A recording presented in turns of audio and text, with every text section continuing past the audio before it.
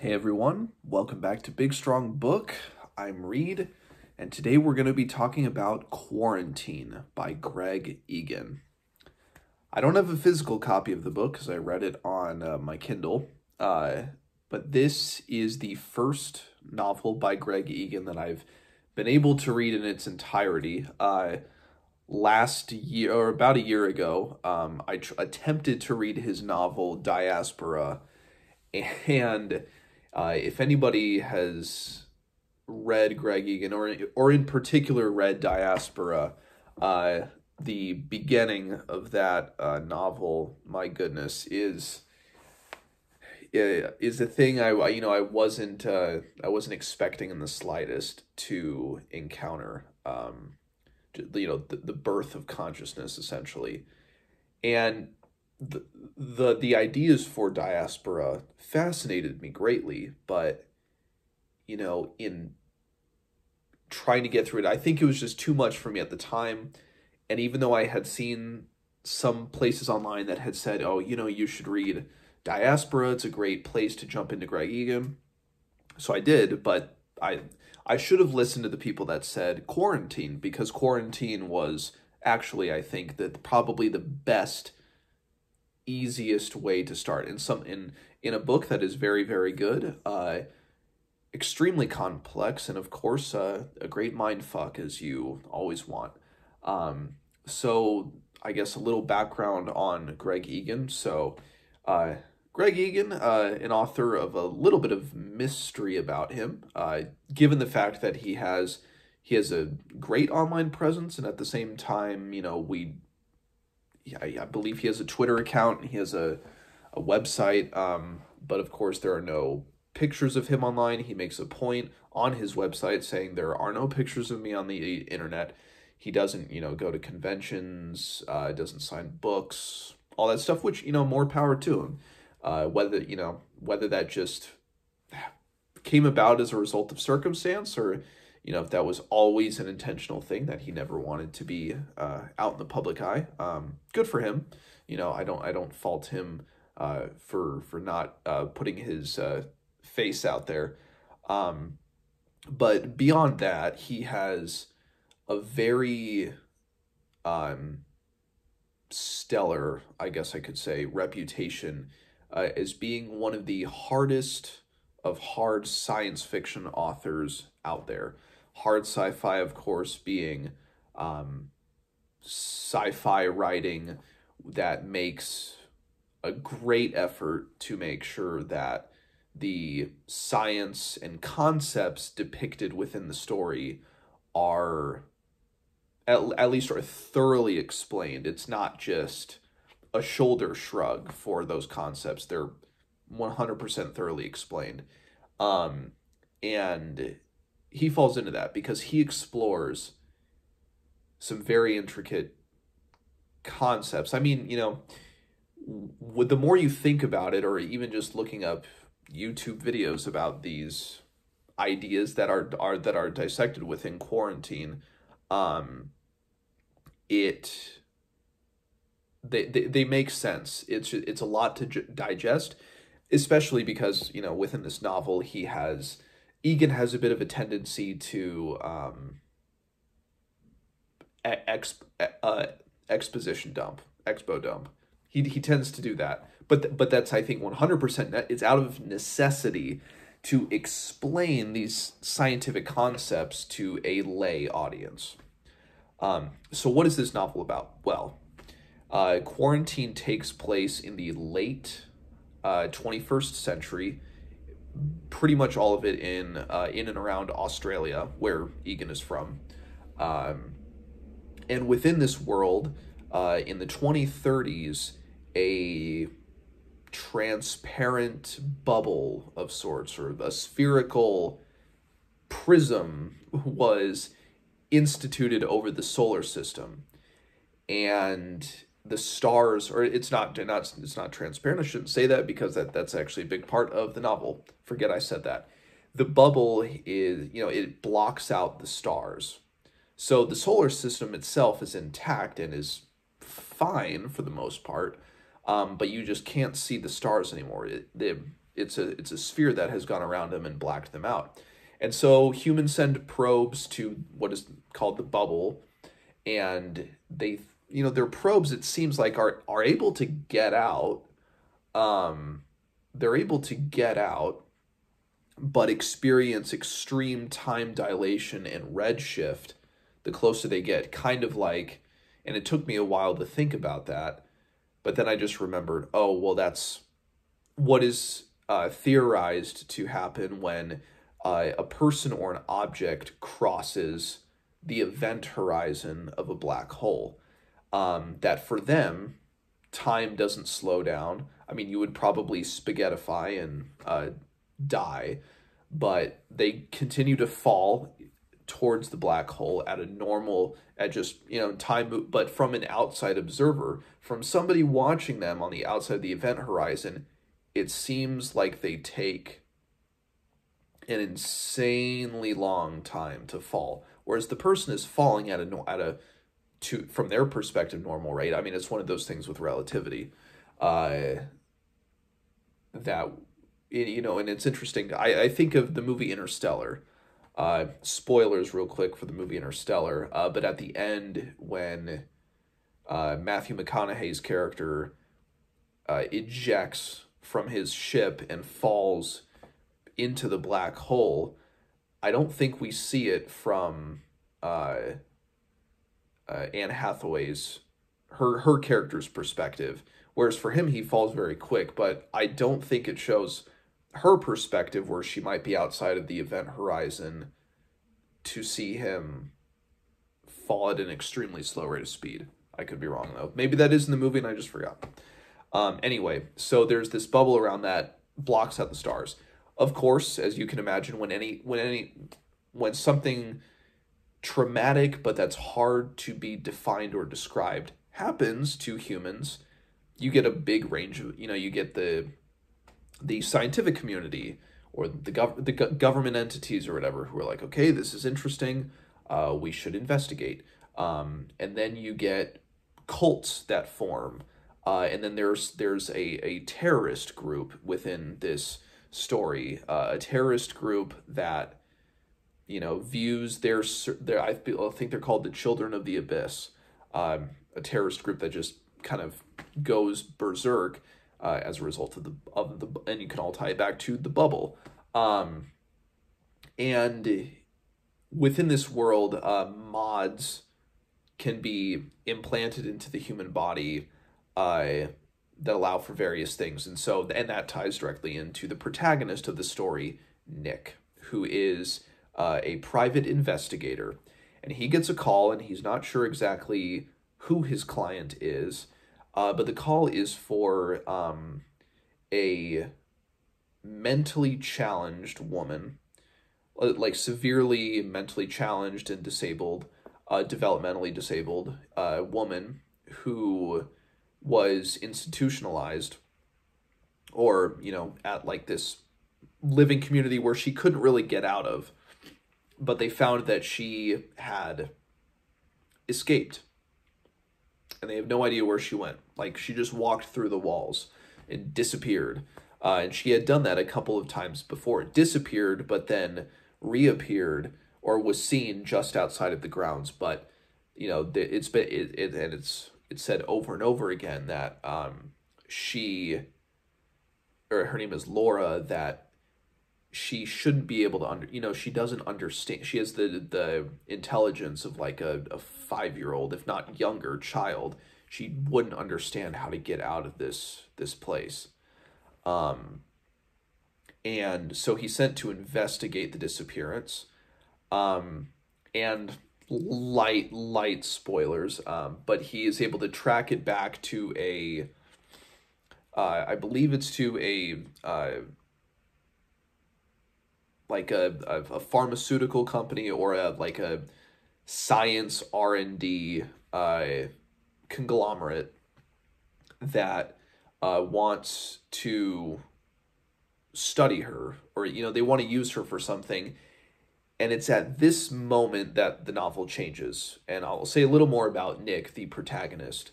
So he is a former police officer who has had mods installed. One of them is called, it's like P1 through P5, and they control I think his recovery rates for things. I believe they, withhold adrenaline and stuff just to that he can utilize these things, or the police in this world utilize them to make them more clear focused, and these mods that allow them to see things and all of that, and there can be placed an array kind of in their vision through the mods in their mind. But he is then he's taken into custody essentially, and now he's working for a security for a company called, or like a conglomerate called the Ensemble. Now, what they're developing is to try to find a way to cease the collapse, or to try to find a way to stop the collapse of wave functions, to allow for things to happen without their direct physical involvement within it, or to try to find... I should back up. So this gets into the Copenhagen interpretation of quantum mechanics. And within the Copenhagen interpretation of quantum mechanics kind of ties back to Schrodinger's cat. So there is a cat in a box, or in this, sealed off cage, with a vial of poison and a hammer that will break it, and an atom or molecule that is rapidly decaying. And once it reaches the end of its half-life, or what I could be off on there, then after an hour, it may or may not. There's about a 50% probability that after an hour, it could release the detector with the atom goes off, the hammer releases, and it shatters the vial of poisonous gas that kills the cat. And of course, after 1 hour, there's a 50-50 chance that the cat is either dead or it's alive. Those are the two. It's one of those two. And the Copenhagen interpretations, you need an observer to observe the wave function, or the collapse of the wave function. But the wave function collapses the moment you open that box, or open up the box, or open up the cage, or whatever. The moment an observer captures it, the wave function collapses, and then the cat is either dead or alive. But before you open the box, when there's a 50-50 chance, it's in this state of superimposition. So the Copenhagen interpretation means that the collapse is one or the other, but it happens when the observer observes it, and that is the act of I think it's that the act of observation collapses the wave function. And there's also the many worlds interpretation that is that both states, the cat dying and the cat living, both do happen, but when you're in this state, it splits apart into, like, there's another reality that splits off from it. So let's say in our world, the cat dies, but then there is an alternate world where the cat lived, and that's the many worlds interpretation, that all of the possible outcomes or probabilities, all of them happen, but we only see one. We only see the one that we're in. With the Copenhagen being that there is only one collapse, and it's either one or the other in the case of Schrodinger's cat. So a company is trying to find a way that allows them to smear themselves. And what that means is that they reach a place where the wave function has not collapsed, where they can form their own reality.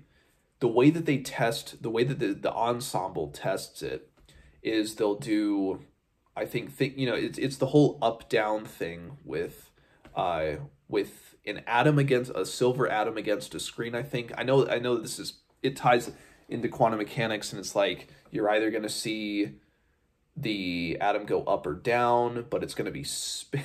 There's going to be a spin. But they try to use a mod that is in development to control things and to have the atom go up or down. And then they also have programs where they can test what they call, you know, the eigenstates, I guess, of,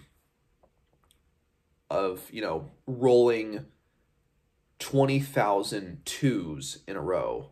They'll run the data and try to smear themselves and to have it be where the probability, you know, so it's a 1 in 6 chance of rolling a 2 on a die. They'll make it so that happens 20,000 or 100,000 times in a row to try to get it every single time, even though that's such it's almost not impossible, but it's such a low chance that that'll happen. But they try to do it to see if they can, control those probabilities. Obviously, the implications of such a technology, if there was a chip or a mod or whatever that you can implant in somebody's mind so that they can smear themselves and find a way out find their way out of something that they should be completely locked into, where they can find the combination for something, they find a password for something, you know, in all of, because when they split, they can see kind of all of these realities, all of the possible probabilities for an input on a key pass that they can put in, and they can force they can essentially force the correct thing to happen. I could be misinterpreting that exact bit, because, you know, and this is where the novel definitely gets confusing.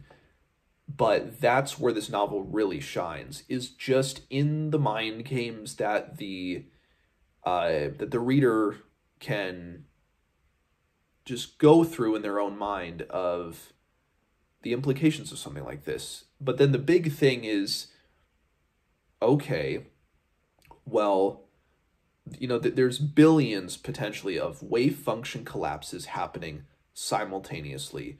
But what's to say, and essentially that what's to say that the first human to collapse a wave function or to observe something collapsed all of subjective reality, or not all of all of potential reality into the reality that they witness, into, so that all of history could have been one way, or it could have really been another way, but because they observed it their own way, it collapsed all those potential realities, all those wave functions, into the one that they're in now. And that we constantly are collapsing wave functions all the time with everything. It's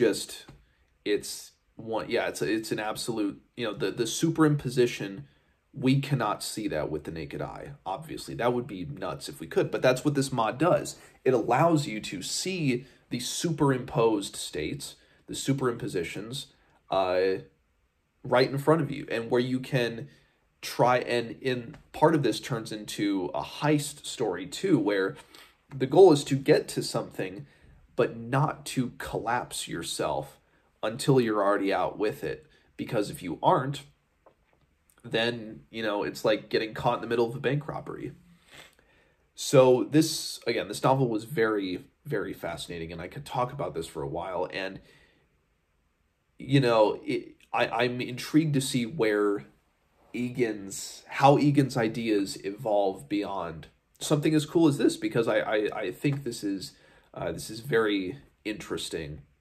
Even though I think Egan himself stated that he doesn't believe necessarily that the Copenhagen interpretation of quantum mechanics, meaning that there is only one collapse, so in a 50-50 probability of something that only one collapse happens, he doesn't, I don't think he believes, he said it would just be more entertaining, not necessarily that he might believe in the many worlds interpretation, which I think the many worlds interpretation is the, amongst quantum scientists and physicists, that is the prevailing belief. I could be wrong on that. But anyway, yeah, this, plot-wise, this novel runs almost like a little bit like a hard-boiled detective novel. There are those, those foundations within it, but this story is so utterly itself, and when it comes alive when you just get hit in the face with the science. For some people, that might be an absolute turnoff. I really enjoyed it. So, Quarantine by Greg Egan. Let me know what you guys think, and I will see you guys next time.